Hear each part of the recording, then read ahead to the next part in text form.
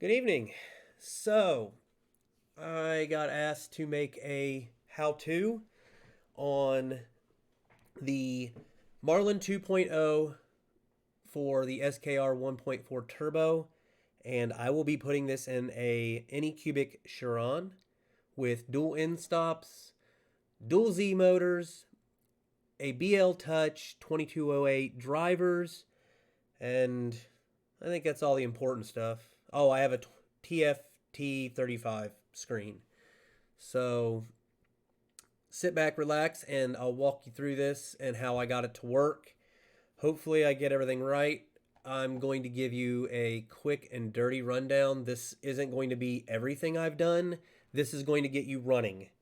So, other things I might highlight over real quick, but I'm not giving you every detail because I don't know every detail. I'm not that good. Anyway, jumping into it, I've got Marlin 2.0.5, I believe, is the latest one as of right now. Opened up and ready to go. First thing I need to do is jump into my platform IO file, change this to LCP. Okay, there it is. LPC 1769. If you have the regular 1.4 board, it's the 68. So this will work for both because it's pretty well interconnected. Anyway, now we got that done. Jump over here to configuration.h. And this is where you can put in a custom name for your printer. We'll call it the Chiron. Yes. And nothing special there. Turn that on because that makes my screen work. Anyway, so your serial port should be 0. This one can be -1. I define it. I believe that makes it work so that I can use my Octoprint, something like that. Change your baud rate to the 1150 or yeah, this one 1150-200 or whatever. Believe it or not, the slower speed's a little more stable. And if you do have the same screen I have, you'll have to change it to that or the screen just won't work. So next thing we have to do is come down here and define our board. If you highlight it and right click and go to declare declaration, drops you right onto the board's H page. Come up here and hit find, and then it'll bring this little guy up. I don't know what I was searching for before, but okay. And then type in SKR. I'm doing this one-handed. There we go. Board BT SKR 1.4 Turbo. So there's that board. That's mine. If you have the 1.4, it's right here. There's the 1.3. So, yeah. It's got all the boards. No big deal there. So we'll go back to configuration.h. Already still highlighted. Hit paste. And there it is. That's taken care of. That's important. Need that. You'll want to change this to 1.75. So there's that taken care of. And we will do some more scrolling. Get rid of that guy. Okay, so where are we at? There we are. Thermal settings.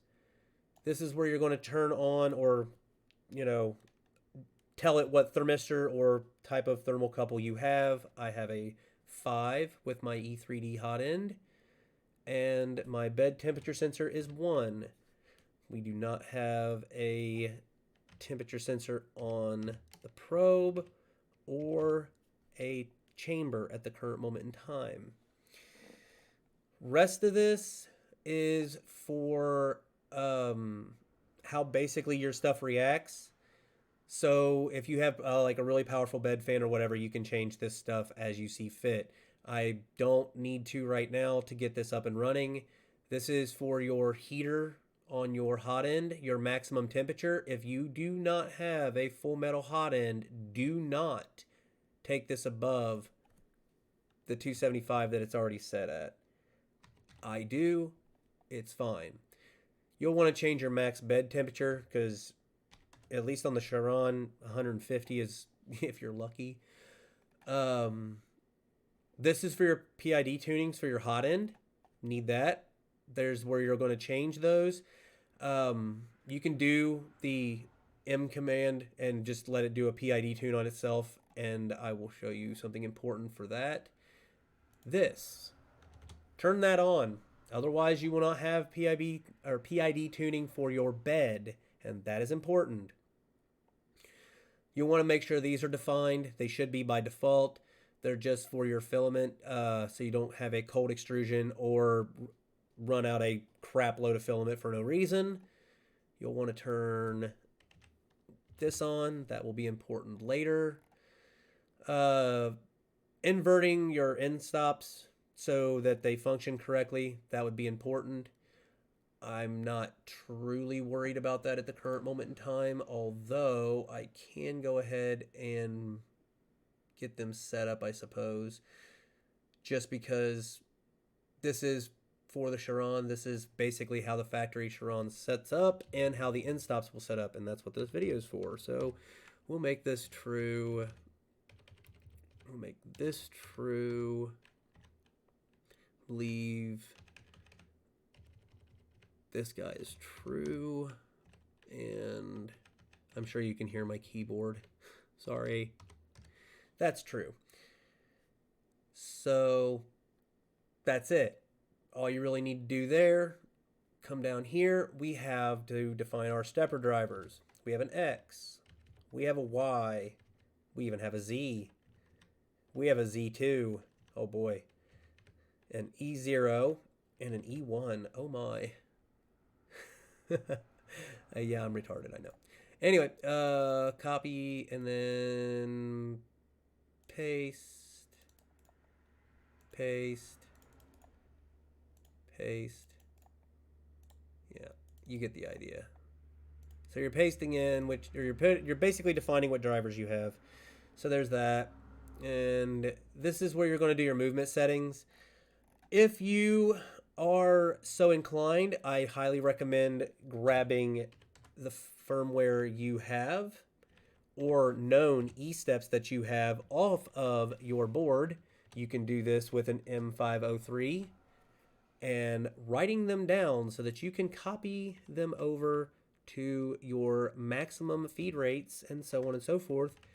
And this will save you a crap load of time later on down the road because you won't be having to calibrate everything and make it happy. And believe me, you don't want to do that because it sucks. Calibrations are forever. Forever calibrating. There's that. These are known settings. These are ones that I have in my head as good. And I typically know they're good because, well, that's what I'm running. So you can change yours to how you see fit. I'm not that fussed over it because it's your printer. Anyway, so here's your jerk settings. I believe by default it has junction deviation. I don't like junction deviation, so I turn it off. Come on, there we go. I'm gonna wait on the stupid thing to tell it that yes, it's turned on. There we go. So I'll get these set real quick. And this again is all factory Chiron stuff. No big deal. Okay, so Z Pro problems. This is the other one that's going to come up. I have a BL Touch. I said as before, I have a BL Touch, and I'm going to show you how to set that up. BL Touch. Okay, BL Touch is set up. It really is that easy. As long as you're using the factory pins, that is the SKR pins, the servo and the probe pins are clearly defined. Use those. This will work. Not a problem. Set your offsets. Mine is a little weird, so I'll get that taken care of. -6. You're going to have to set this when you do the BL Touch for where it's at. I have a little piece that I found that works and basically puts it back in the... It hangs it off the factory location if that makes any sense. And that's where it ends up being. This is just for your probing. And this is how I have it set up. Feel free to copy it if you wish. Works for me.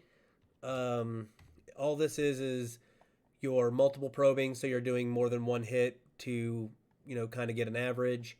This is your speeds of how fast it does that, and your distances for how far the probe comes up. Setting this closer makes it a little bit faster. Oh wait, I want that to be 8. How far it'll drop down before stopping. This is a factory setting. I'm leaving it at 8. I don't have any problems with it. You might want to change that. I don't know. Okay, so... Oh, yeah. Configuration H. This one right here needs to be set to true. True. And this one right here needs to be false for this printer. Wow. That was a nice little whistle. Okay, bed size 410, 410, negative 10. Wait a minute. I know I reverse these every single time, and then I end up having to go back and fix it, so I'm just going to go ahead and make sure I look at my notes. Ha! I got it right for the first time ever. Congratulations, everyone. You just witnessed history. I actually got the stupid bed size offset things right for the first time. It's like a USB port, You put it in the first time, it's wrong. You flip it over, that's wrong. You turn it back the other way, it's fine. That's pretty much how my life goes. So the rest of this is pretty well set. I know I'm going over a lot more than what I said, but this is all stuff that you're going to want to do kind of before you get it started, and it will get you running. So we're going to do bilinear bed leveling. Restore G28. You'll need that because if you don't, then it will not upload it or save it and use it after it homes. I do a 5 grid. You can do, this is the grid number, how many points it's going to take over the bed. So the more you add, the more points it takes. Bad news, it takes a lot longer to probe the more you add. 5 is a good number. Maybe 6, 7. I wouldn't go much more than 7. That's an awful idea. LCD bed leveling, you'll want to probably put that on. Don't ask me how to get the factory screen to work. Yeah, not going to happen. That's a nightmare in itself. So there's that all taken care of. Okay, additional features, super important. Turn that on. If you do not turn this on, when you type in M500 to save to your EEPROM, it will freak out. It gets very angry, and I don't know why. But when I turn this on, fine. That's about it. I think for configuration.h, let me scroll on through here and make sure. Yeah. This is where you're going to define which LCD you have. If you have a TFT35, you are going to want to define this guy. That'll take care of that. Now, let's jump over to configuration.advanced because I don't think there's anything else I need to do. Excuse me. Get back up here to the top. Okay. So thermistors or thermal settings, I don't change these. I don't see a reason to. Works just fine. Okay, the rest of this is your thermal protection. Change this as you see fit. The stock settings will get you running. Okay, high temperature support, don't have that, don't have that, don't have that, don't need this, do need this. P0_04, I believe. I'll double check that just to make sure. I'm doing it off of memory, so I can show you where to find the pin thing real quick, though. I just want to, well, you know what? If I'm going to double check, I might as well show you where the pin's at. Okay, so to find this, this basically turns on the extruder fan, you know, the thing that keeps it cool so it doesn't melt all of the filament, and turns on automatically when it gets to a set temperature. Ha. Anyway, what you're going to do is you'll come under pins, and instinctively you're going to be like, hey, I have a 1769. I should be underneath this one. Oh, hey, look, the turbo. What the hell is this? Oh, okay. Include pins here. All right. So this tells you location, 1768 pins, BTT SKR version 1.4, 1_4, whatever. You can read. There it is. Holy shit. Why? What? By the way, we will be back into this later. But this isn't showing me what the hell I want to see. Where's my fan pins? Oh, include pins. BTT, SKR, common H. This is why sometimes this is annoying. Well, looky there. I got my fans. Found them. So you come over here, and this is the fan pin 1. Fan pin 1 is, well, this. And you can look it up on the SKR pinout PDF. I mean, they're everywhere. You can go and find one, no problem. It's actually on Big Tree Tech's website, so not that hard. So paste that. Oh, I was P2. I was wrong. Good thing I looked it up. This is what I get from trying to do things from memory. Okay, so that takes care of that. That gets your fan running. Don't worry, your parts cooling fan will still function just fine. No problems. Next thing, we have multiple ZStepper drivers. And this is the thing that a lot of people are having a problem with. And I'm going to show you how to make it work correctly. So, what I did, multiple Z drivers, 2. Okay, come down here, define multiple or Z multi and stops. Okay, uncomment that, and then I changed Z2 uses in stop Z max. It is set to X max, change it to Z. And that's it for that. You don't have to do anything else. Rest of this gets you started, so I'm not going to go over it too much. This is for your mechanical in stops, how hard it bumps into them and so on and so forth, and how much it backs off afterwards. One thing you will want to actually do, this is kind of a nice little feature. Quick home. This will home your X and Y at the same time. It's kind of nice. Really is. Now, I don't change anything for my BL Touch here. You can. There's a couple things you can do. If you read through this, the descriptions of what they change and do is really good. Not much you really need to change, though. It handles it pretty well. ZStepper Auto Align, I'll glaze over that really quickly. I think that's for homing. Okay, so your X carriage basically can get uneven. This is a nifty little thing that your BL Touch can do, and it can go from side to side and kind of make it parallel with the bed. Your Z end stops should take care of that, so you don't need it. Not something I'm going to worry about. Don't need to change this. You can change this. If you want your Z stepper motors to stay on all the time so that your Z height doesn't drop, you can change this to false. What that's really good for is if you pause your print and you have to change filament or whatever, your Z height will probably drop a little bit if your motors turn off, and then it'll be out of position because when it turns back on, it doesn't automatically go back to where it was.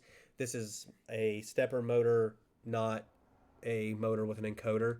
If it had an encoder, it would be fine, but it doesn't. So there you go. Anyway, I don't worry about it because I don't do that very often, and I just leave it alone. And don't need the calibration code stuff. Adaptive smoothing is very nice. something you can use. I'm just throwing that out there. You don't have to do this, but if I remember right,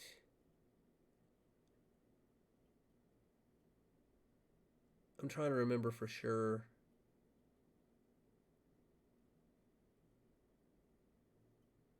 I don't think you have to turn any of this on.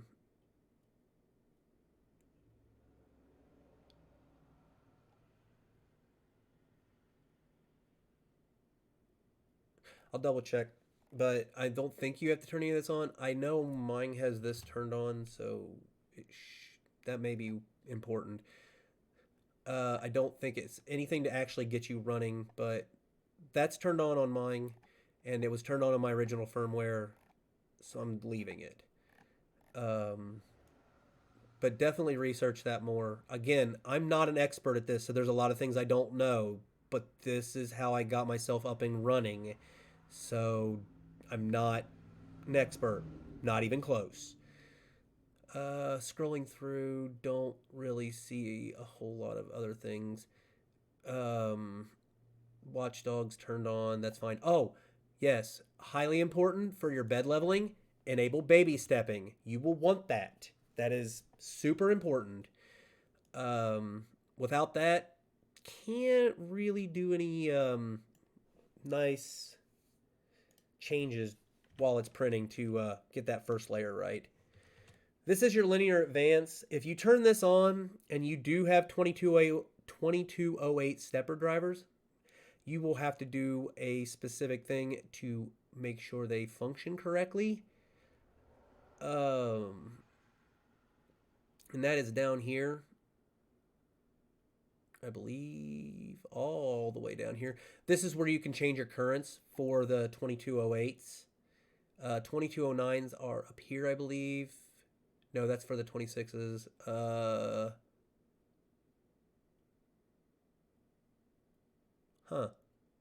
Not sure where you do the 2209s. Might be the same spot. I'm just not reading it correctly, but yeah. Anyway, back to what we were getting to. So to fix it for to use linear advance, turn off stealth chop for your e-stepper. That seems to be the fix right now. If I'm wrong about that, feel free to correct me. But that's what I'm doing right now. And trust me, you're not going to hear the stepper. You're not going to hear that. I promise you. The extruder is quite silent and very happy to be in spread cycle. Doesn't care. So for your TMCs, turn that on. That will give you the ability to see what they're doing with a G-code command, your M2122. The rest of this is for other stepper motors, so on and so forth. And yeah, laser control, so on and so forth. Okay, I think that's everything you need. We're going to compile this at the end and see what happens. Hopefully it doesn't blow up or something stupid and make me look bad. It will. Anyway, now on to the most important part, your pin files. You have to modify your pin files. This does not work any other way. So back to the way we were looking at it. Remember the fact that it said, hey, we have to go up to this one, the 1.4 under 1768. It's right, we do. So what we do here is we come under limit switches. Look at that. There's my Z. There's my Z. Why is this not lit up and say it's working? Because it hates us. Oh, okay, cool. Fine. So what we do here to make this work is it's if here, this Z underscore stall sensitivity, uncomment that. Wait for it. Oh my God, it turned on. Look at that. It's beautiful. It's the most beautiful thing ever. Now, I believe in order to make all of this work correctly, you have to uncomment a few other things because it's going to look for them when it compiles. And if it's not, they're not closed out, it gets real mad. So I close out these three. So far, that's been pretty good for me. Then you can pretty much see that it's going to use P1 underscore 00, and that's clearly defined on the SKR board. It's actually right behind the ZStep or the ZStops that are clearly marked ZStops. And that's it. That is literally all you have to really do to make that dual ZStop work. Once that's taken care of, you're good. Now, other things you might want to make sure you've got taken care of is you go under libraries, click on this, your TMC stepper thing. You'll want to make sure that's installed. And then just make sure all your libraries are installed. That can cause some serious issues. And then make sure they're all updated. Once you've got all that taken care of, should be good to build. So we'll check it out and see how I did. Perform build. And here we go. Dun, dun, dun. Oh no, it blew up again. Why? Oh, I can fix this. Okay, so yeah, we'll just do that real quick. You can see my beautiful background. We'll fire this back up. Loading, loading, loading. Come on. There we go. Okay, now, just because I'm curious, let's see if that did it.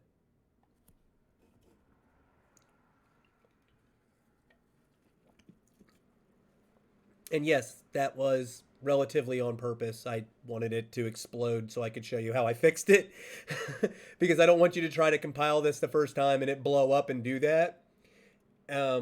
Sometimes it doesn't recognize certain libraries that it's got installed, or it can't find certain files.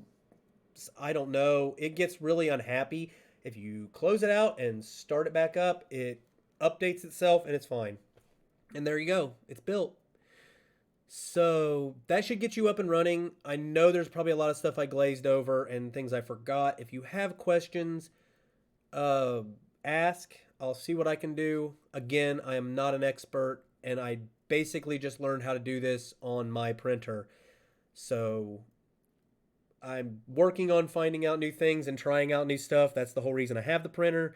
So I may have solved your problem, and I may not have. But if you ask me and I'm interested in trying, I'll see what I can do. Sorry, that sounds conceited, but I do have a life. Anyway, I hope this helps everybody, and I hope it's a good video. So, yeah, have a good one and enjoy.